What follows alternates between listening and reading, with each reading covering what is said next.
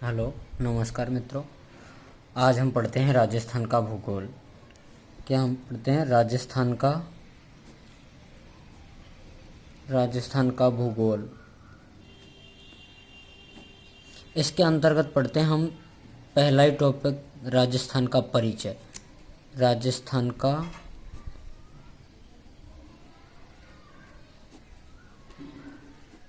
परिचय, इंट्रोडक्शन। और राजस्थान के परिचय के अंतर्गत हमें कौन कौन से टॉपिक पढ़ने हैं, कौन कौन से भाग पढ़ने हैं। सबसे पहले तो हमें इसका नामांकन पढ़ना है। नामांकन कब हुआ, किसने क्या नाम दिया, ये चीज़ें। सेकंड नंबर पर हमें पढ़ना है राजस्थान की स्थिति, राजस्थान की स्थिति। और थर्ड नंबर पर पढ़ना है हमें राजस्थान का विस्तार। और इसके बाद में पढ़ेंगे हम क्षेत्रफल।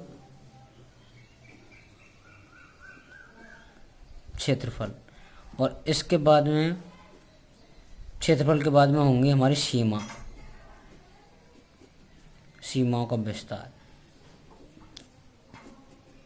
अब देखो, नामांकन में हमें कैसे पढ़ना है कि सबसे पहले राजस्थान का नामांकन महर्षि वाल्मीकि, कौन हुए थे? वाल्मीकि ने इनका नाम दिया था राजस्थान का मरुकांतर नाम दिया था एक क्षेत्र विशेष को। इसको सीमाओं में नहीं बांधा था। जिसमें आज हम रह रहे हैं, इसके अंदर एक मरु जो क्षेत्र था उसको मरुकांतर कहा। इसके बाद में आते हैं जॉर्ज थॉमस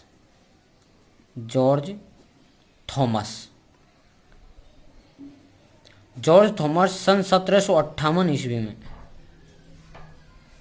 शेखावाटी आए थे। शेखावाटी आए थे। शेखावाटी में आने के बाद इन्होंने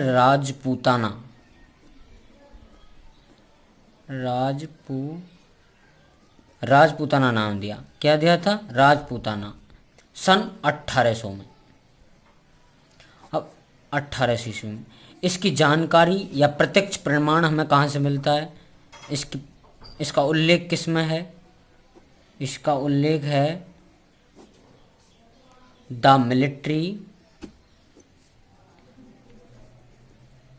military memories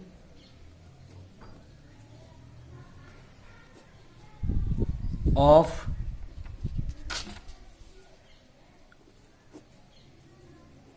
mister George Thomas.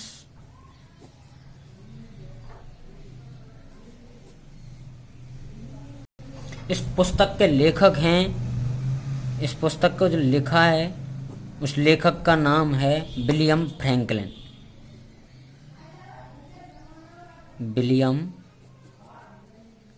Franklin. इसमें हमें इस चीज़ की जानकारी मिलती है। इसके बाद में आते हैं कर्नल जेम्स टॉड। कौन आते हैं? Colonel James Tod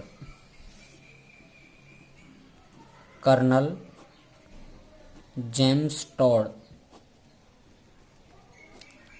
James Tod ने राजस्थान सन 1829 ईस्वी में राजस्थान, राजपूताना और रायथान, इन नामों से जाना। इन नामों का उल्लेख किया, राजस्थान, राजपूताना और रायथान। इन्होंने एक पुस्तक लिखी थी, the annals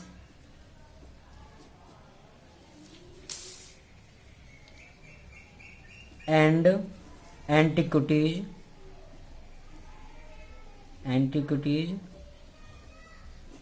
of Rajasthan. The annals of antiquities of Rajasthan.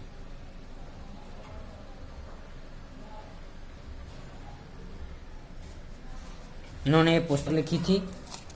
इसके बाद में और डॉक्टर राजेंद्र प्रसाद ने इस पुस्तक को अपने गुरु यति ज्ञानचंद्र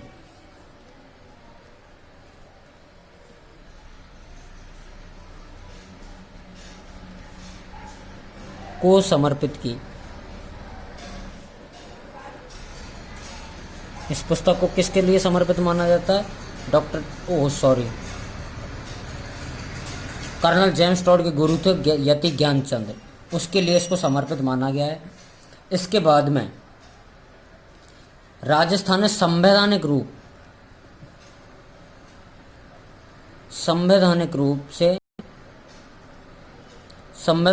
में हमने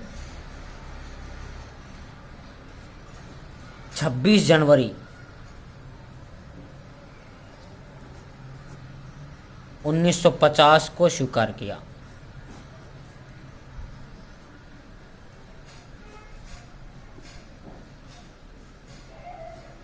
इसे 26 जनवरी सन 1950 को संवैधानिक रूप से दर्जा दिया गया।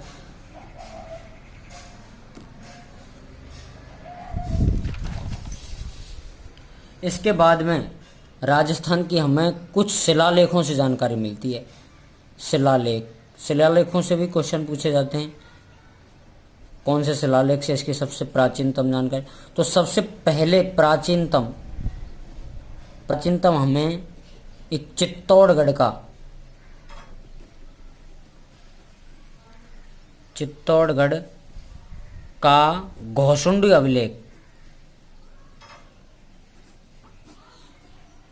घोसुंडी अभिलेख से मिली है।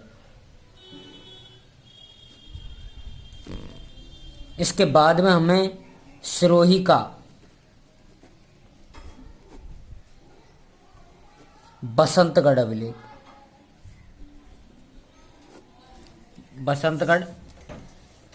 अभिलेख से जानकारी मिलती है।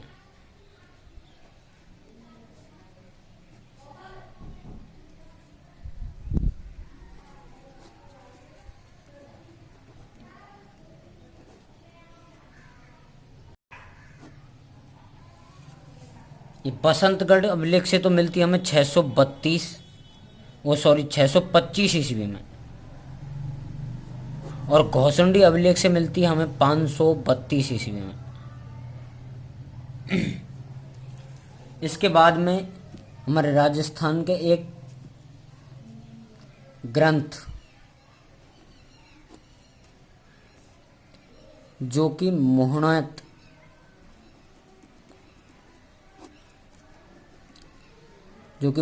नैनसी का है, नैनसीरी ख्यात।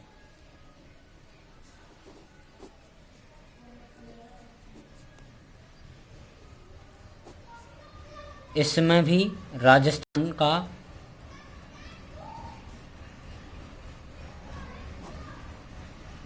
उल्लेख मिलता है।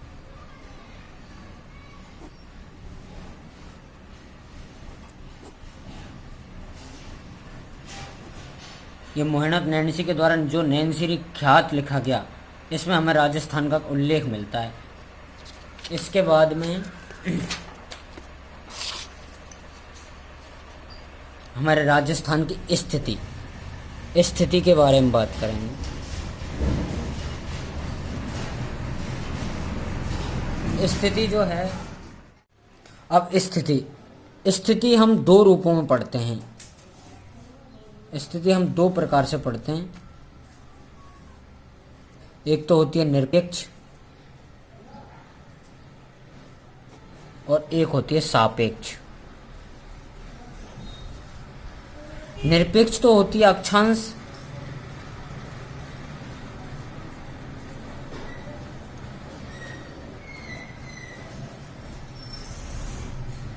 और देशांतर, और सापेक्ष होती है दिशा और दूरी, दिशा व दूरी में। अब सबसे पहले हम अक्षांश और देशांतर को देखते हैं।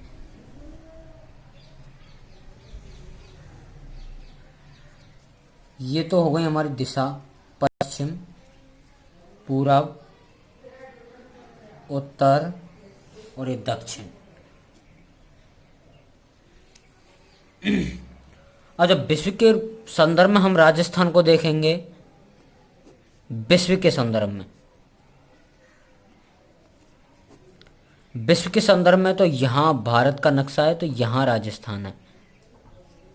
तो विश्व के संदर्भ में तो हो गया उत्तर पूरब में, उत्तर पूरब में। इसे हम कहेंगे ईशान कोण, ईशान कोण। और भारत के संदर्भ में आएगा उत्तर पश्चिम में हमारा राजस्थान।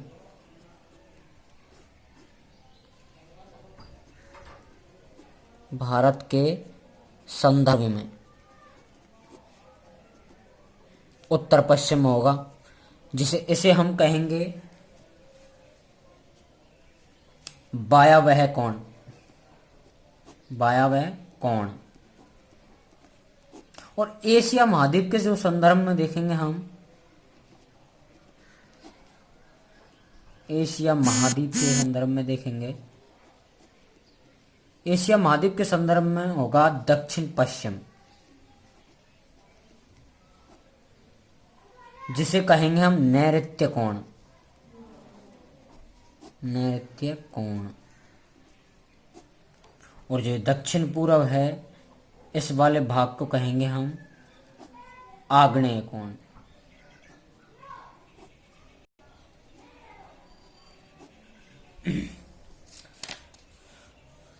अब हमसे इस ऐसे जो क्वेश्चन एग्जामिनर कैसे पूछेगा, इसकी चर्चा करते हैं। निम्न में से राजस्थान के संदर्भ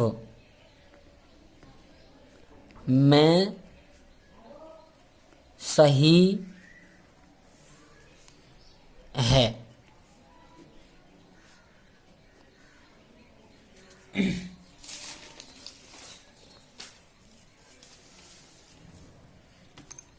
अब हमें पहले ये देख रहे हैं वायव्य कोण।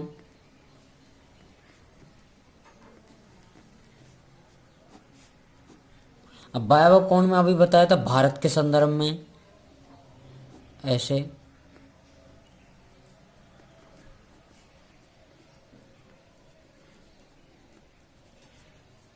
एक बताया था ईशान कोण।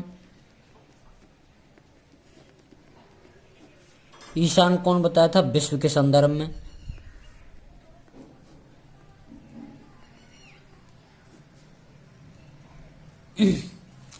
और एशिया महाद्वीप के संदर्भ में हमने बताया था नैऋत्य कोण।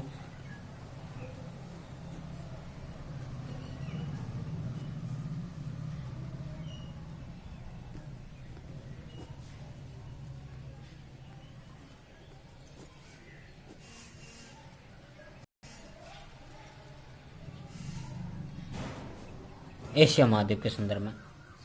और एक बताया था आग्नेय कोण।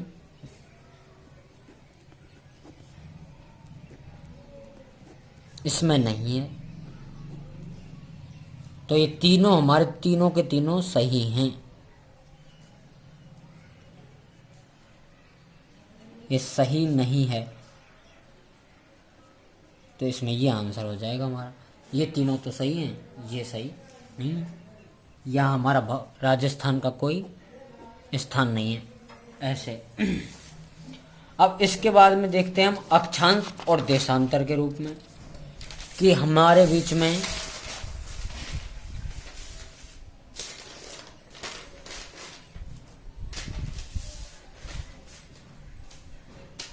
अक्षांश और देशांतर हैं। तो अक्षांश और देशांतर में हमारा राजस्थान, एक तो ये है ग्रीनविच रेखा, और एक जो है ये भूमध्य रेखा।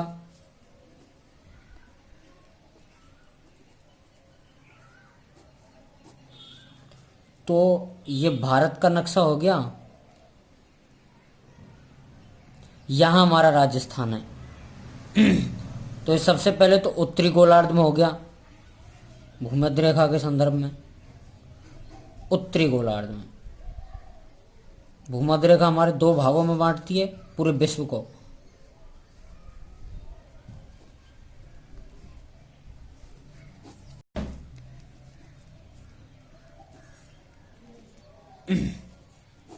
और ग्रीनविच रेखा दो भागों में बांटती है।